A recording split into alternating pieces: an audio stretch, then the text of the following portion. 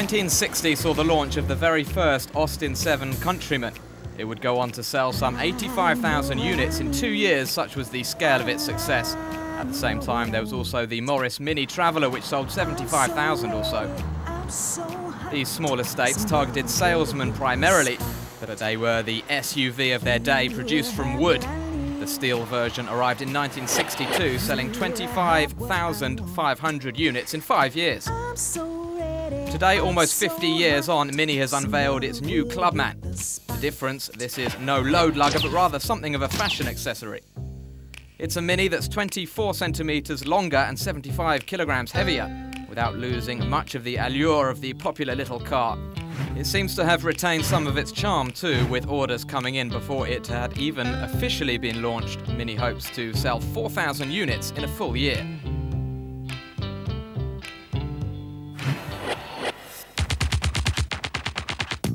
Now inside there are a few changes, except that there is easily space for 2 adults in the rear.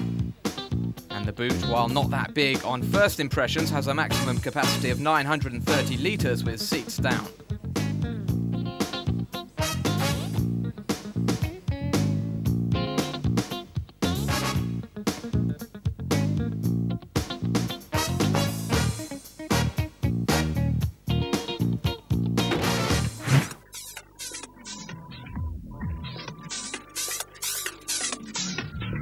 In terms of styling, it's clearly the back end that is different.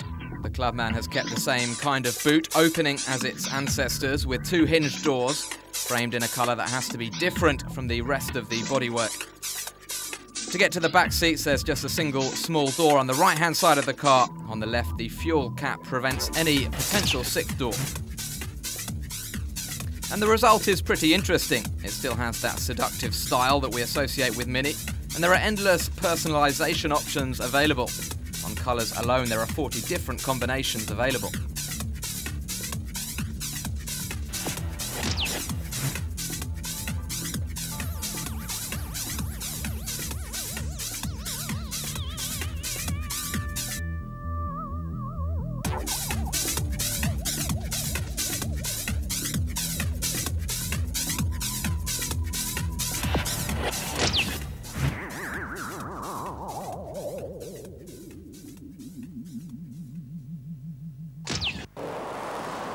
There are 3 versions of the Clubman available: the Cooper, Cooper Diesel and Cooper S. It's the latter that we've opted to test. All 3 versions are available with an automatic gearbox, but we stuck with the 6-speed manual.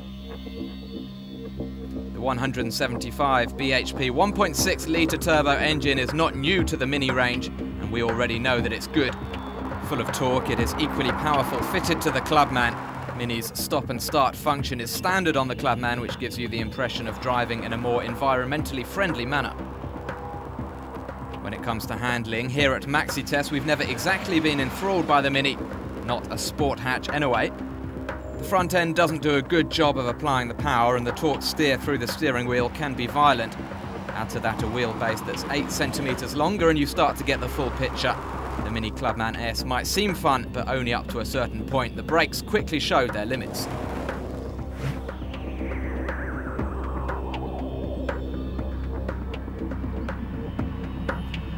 Despite all that, the Mini Clubman S is a good little car for urban driving.